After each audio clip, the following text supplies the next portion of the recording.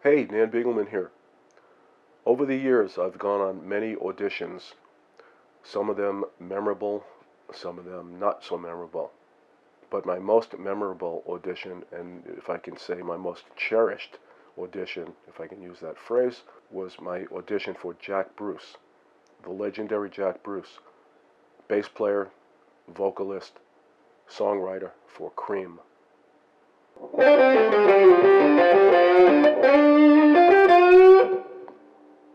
In the early 80s, through a friend who had worked at Epic Records, I had gotten to meet one of the chief A&R people up at Epic.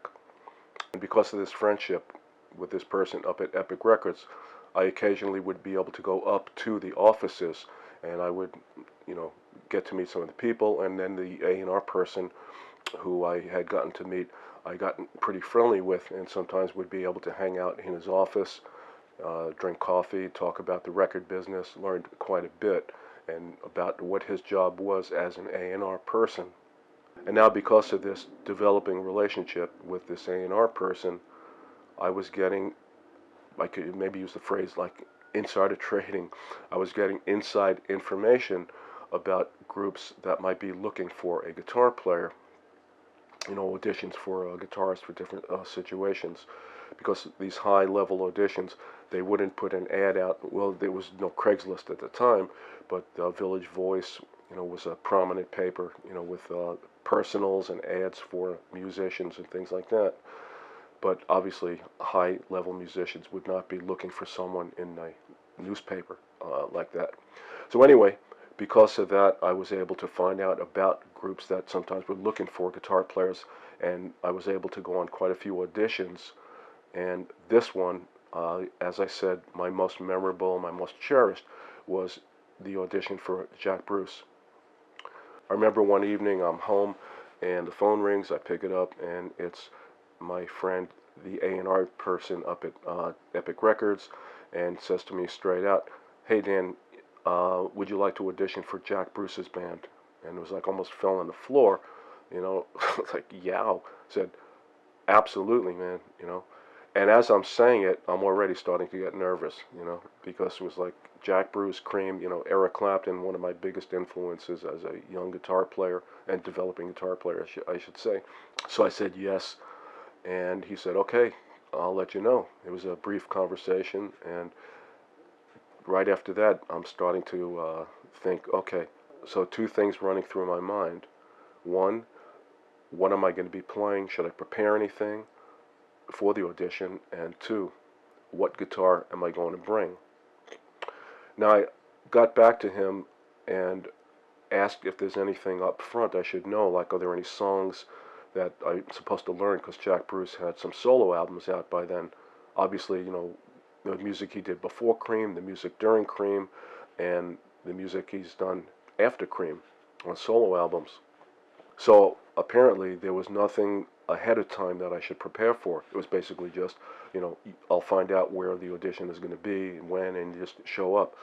So my assumption was that Jack just wants to hear me play, meet me, and maybe get a vibe on me personally, to see what kind of person I am, would I be somebody he could be comfortable with, going on the road with. Because when you go out on the road, it's one thing to be a good musician and be able to do the gig correctly. It's another thing, you got to get along with people, sometimes in tight quarters, like traveling on a bus or whatever the case may be. So anyway, what I found out was that there was really nothing ahead of time to prepare. Now I knew most of all, if not all, songs from all of the Cream albums, and I was familiar with some of his work before Cream and some of his work from the solo album or albums he had produced up to that time. So anyway, with that, I just spent a couple of days, just somewhat nervous about it and excited at the same time, and again thinking about what guitar am I going to bring to this audition. And I had a number of Gibson guitars and Fender guitars, and I guess I'll throw this in there too. I was thinking, when I play at this audition, when it comes to, let's say, guitar playing, when it comes to playing guitar solos, do I want to try to emulate Eric Clapton? Is that what he's looking for? Or is he not looking for Eric Clapton? Does he want something different, you know? So I kind of a little perplexed about that. So that was definitely something on my mind as well. Anyway, a couple days later, the phone rings, and it's my friend from Epic, and it's like, okay, it's set. I think it was SIR Studios. It's a major studio in New York, and it was given a time. It was in the evening, like a weeknight. I think it might have been a Tuesday or Wednesday, like at 8 o'clock, and of the following week. And I said, great, okay, and off to the races, okay. So, like I said before, about one of the decisions I was mulling around in my mind was, what guitar am I going to bring? And I ended up bringing a 1953 Gibson Les Paul, which I had at the time. I don't have it anymore, and I kind of wish I did, but myself, like a lot of guitar players, a lot of guitars go through your hands. You have them, you don't have them, you trade, you sell, blah, blah, blah, and you kind of wish that, you kept all of them. The 1953 Gibson Les Paul that I had brought with me was somewhat like this in terms of the pickups. 1953, they had not invented humbucking pickups yet. So Gibson Les Paul guitars had these, the P90, what they call soap bar pickups, and it had a wraparound, a one-piece bridge tailpiece wraparound, not a tunematic. This is a 68 Les Paul, and this is kind of like modeled after, in a sense, like a 1956 Gibson Les Paul. That's when they had introduced, or I think at 55, 56, they introduced the two-pneumatic bridge separate from the tailpiece, where prior to that it was that one piece kind of slanted wraparound. You'll see a lot like on Les Paul Juniors and things like that. And also that 1953 Les Paul was refinished red on the top. It had a red finish. I remember that. I had bought it on 48th Street in Manhattan, and We Buy Guitars, I think it was the name. There used to be a lot of guitar stores on 48th Street in Manhattan, and it was great for us guitar players. We'd go down there and just kind of window shop. It was like walking in there was like a candy store, for guitar players. Just really, really great guitars. And prices at that time, I think it was something like around $1,200 or $1,500 at the time. Now it would probably be worth about $25,000 or $20,000 or something like that. And again, because it was refinished, that would take the price down. If it wasn't refinished, it would be worth a lot more. So I had the audition set for the date, the time, and I had decided on what guitar I'm going to bring. And all that was left to do was to try to not get too freaked out about this and look forward to it. I was living in Queens at the time, Queens, New York, so I remember I didn't want to drive into the city for whatever reason. So I took a train into Manhattan and walked up to the SIR Studios and walked into the front desk, and the representative at the desk asked me, who am I, whatever, and I said I'm here to audition for Jack Bruce, and gave them my name, and they said, okay, go to whatever, eighth floor studio C or whatever it was. Again, this is a long time ago. It's over 40 years ago. But anyway, took the elevator, went upstairs. The elevator opens up, and I'm into like a sort of a lobby area, and there's nobody there, and there's a couch, and I just sat on the couch and just waited. And about 10 minutes in, someone comes into. I see the door open, and someone walks in, and I didn't know who it was. So I'm assuming it was maybe Jack's manager or somebody, working with him, someone on his team. And they said to me, "Are you Dan Beagleman?" I said, "Yeah." I said, "Okay, you could go in and get yourself set up." So I said, "Great." So I see a door over there. I walked into the studio, opened the door, and it's a really, really big room, really big. And, drum set, Marshall amps, and, stacks, whatever. So I see a Marshall stack, and I assume that's what I'm going to be playing out of. And I walked over to it and sat down. I checked my tuning. I plugged in, and I'm noodling around a little bit, just making sure that, the guitar's in tune and whatnot. And a few moments later, a door opened, and Jack Bruce walks in. And I instantly recognized him, and he walked over to me, and it was like, I'm a little nervous and excited and whatever else I might have been feeling at the time. So I reached out to shake his hand, and he said to me, "Are you Dan?" with his British accent, and I said, "Yeah." And then I said something like, Jack, very nice to meet you, and thanks for having me come down to audition for your band. And we talked some very small talk for a little bit, and I guess maybe he was trying to put me at ease, thinking that maybe I might be a little nervous about, what's about to happen here. Anyway, I was careful to try to not to get too starstruck, you know what I mean, and say something stupid, or make myself look kind of, amateurish in that regard. You want to come off like a professional and feel confident in yourself, but still, happy to be there and appreciate the opportunity to audition for someone, such a major person in the music industry.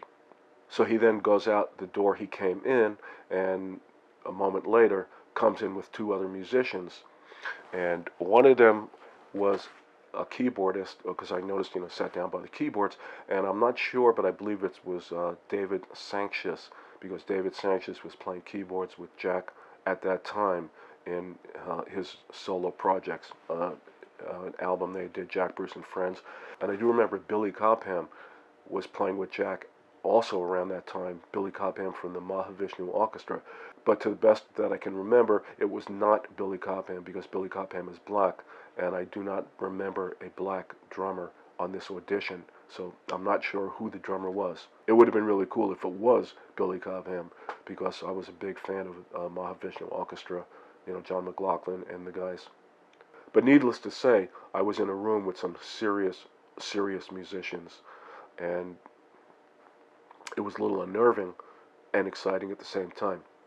So Jack picks up his bass, and people start checking their instruments out, and I don't remember exactly what we played to start, but I think we just jammed on something. He just started playing something in the key of E, if I remember, and the drummer started, keyboard player started, and maybe it was just to get warmed up, and also just to sort of get a feel of how I could just like dive in and start to play. So right away, if I remember, I had set the volume on this Marshall amp. It was a Marshall stack, a head, 100-watt head, and two 412 cabinets. So I had set the volume to about 3, and these were before master volume type Marshall heads. There was just a standard original type Marshall, 2 volumes, 2 channels, volume, and then there was a presence, bass, middle, treble, or bass, middle, treble, presence. The knobs going across. Anyway, so I had the amp on about 3. We started to play, and these guys are really loud. Jack was really loud. I could hardly hear myself. So I just said, okay, was that expression, throw caution to the wind? I went over to the amp, and if I remember right, I dimed it. And what does that mean when they say dimed it? Dime is 10, you turn it to 10. I believe I just put that thing on 10.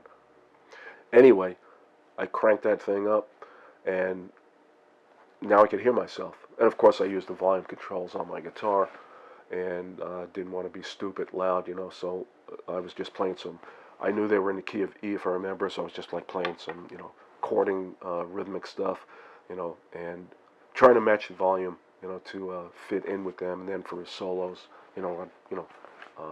turn the thing up.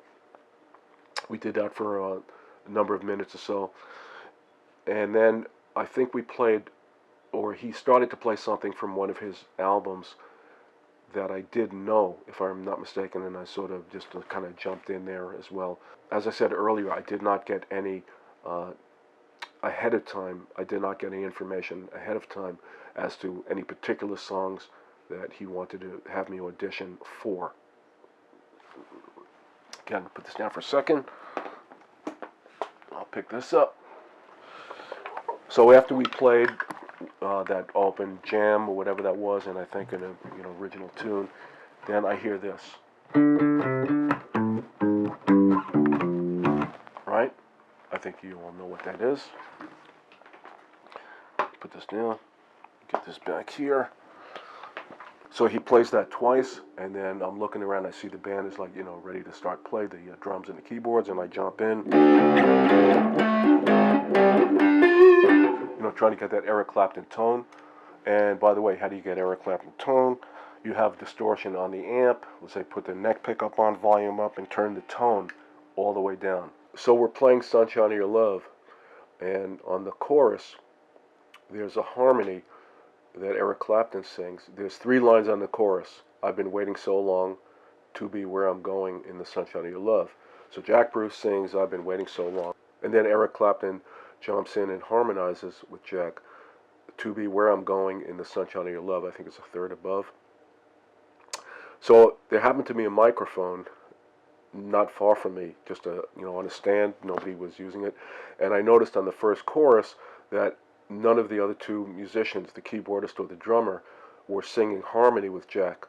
So I took an opportunity. I didn't know if the mic was on. I didn't test it beforehand and tap it or check 1, 2, whatever. But when the second chorus came around, Jack sings, I've been waiting so long, and then I'm, now standing by the mic, and I sing To Be Where I'm Going in the Sunshine of Your Love, singing Eric Clapton's vocal part, harmonizing to Jack, and Jack looked at me and he smiled, a big smile, and I'm thinking, yeah, man, this is going good now, because Jack sees that, I took it upon myself to, I didn't ask him ahead of time, hey, do you mind if I sing harmony? I saw the mic, I just figured the part's there, why don't I sing it, So I just started to sing it, and he looked at, like I said, he looked at me and he smiled, and I'm thinking, I'm doing good. And also, I didn't have a watch on, but, if you go like this, I'm saying, I've been in here for a while. It's not like I did like 1 or 2 songs, and then it's like, okay, thanks, we'll let you know, don't let the door hit you on the way out.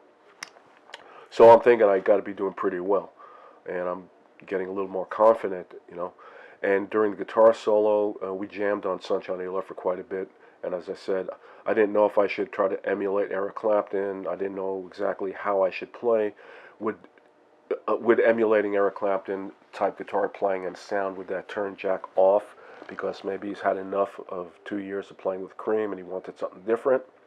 Maybe he wanted to hear that, or wanted to hear if I could do that. And I didn't ask, and he didn't say, so I just played what I would normally play. And being that, I grew up as pretty much like a rock/blues player, in a song like that, what do you play? Pentatonic scales and blues scales, So we jammed on that for quite a long time. And after that, I think we played one other tune, might have been one of the tunes from his solo albums. But then at that point, he said something like, okay, well, you sound good, or, again, over 40 years, I don't exactly remember verbatim what he said, but it seemed like a nice parting of the ways. I said thank you for the opportunity to audition for the band, and I said, whatever happens, it was great to meet you, and it was enjoyed myself, playing with you here, and say goodbye to the other 2 guys, the drummer and the keyboardist, and walked out. And then walked to the subway, and of course, while I'm walking to the subway, like I'm feeling, like my head is up in the clouds, I just played with Jack Bruce for almost an hour. Oh, it seemed like almost an hour, and thinking, I think I did pretty good, The only regret that I remember right away having was, I should have brought a cassette player with me and recorded it. I don't know if you know what a cassette player is, and that sounds kind of silly, but maybe some of you youngsters out there, there are no cassettes anymore, there are no cassette players anymore, but, we used to have these portable cassette players, like from Radio Shack, about this big, and you would put in a cassette, and you could, just press play and record, and it would just, with an auto microphone, it would just start to record. It would have been a great thing to have a recording of my audition with Jack Bruce, and like I said, that was my one regret as I was leaving the studio to go home. And then, of course, for the next couple of days, I didn't want to call ahead to my friend at Epic Records to find out. I just figured I'll wait, And unfortunately, I did get the call a couple days later that, Jack had gone with somebody else. And I think it was a guitar player named Blues Saraceno, guitar player from Connecticut, And I had done some research, and because I was trying to find out, for this video, as a matter of fact, who he was playing with at the time, and I had seen this name, Blues Saraceno, come up, that he had been playing with Jack around that time, so that's my assumption, is that he had gotten that gig. I don't think I ever asked my friend from Epic straight up, who got the gig. Maybe I did, and I don't remember. Again, a long time ago. But again, as I said at the beginning of this video, I had gone on to quite a few auditions, and some very memorable, some not. This was the most memorable and my most probably exciting audition that I ever went on. Unfortunately, I did not get the gig, as I said, but no regrets. I mean, regrets in the respect of I would have loved to have gotten the gig, but no regrets having had a chance to play with such a major musician, somebody, like Jack Bruce, the guy from Cream, the guy who wrote Sunshine of Your Love and all of that. And as I said, when I was in the room playing with them, especially when I was playing Cream songs, Politician, Sunshine of Your Love, we might have played another one, but playing those songs loud with Jack Bruce, playing through Marshall Stacks, I felt like I was in Cream. It couldn't have been any closer. It was like I was Eric Clapton for, like 45 minutes or an hour or whatever the case may be. So a wonderful experience, and again, a wonderful memory. If you enjoyed this video, please subscribe and hit the thumbs up button, as it's a free way to help this channel grow. If you like original progressive instrumental rock music, on this channel are my 4 albums, and they're arranged in playlists, one for each of my albums: Lost for Words, Birth, Death, Infinity, Paradigm Shift, and Something Glass. All these albums contain all original material, except for 2 covers. On my second album, Birth, Death, Infinity, I did a cover of For Your Love. That was, originally done by the Yardbirds. I did an instrumental arrangement for that tune. And on my third album, Paradigm Shift, I did an instrumental arrangement of Theme from an Imaginary Western, which is actually a song that was written by Jack Bruce, although most people know the version, or the more popular version, is the one that Mountain recorded on their album Mountain Climbing. I'm Dan Beagleman, and that was my audition with Jack Bruce from Cream. Have a nice day.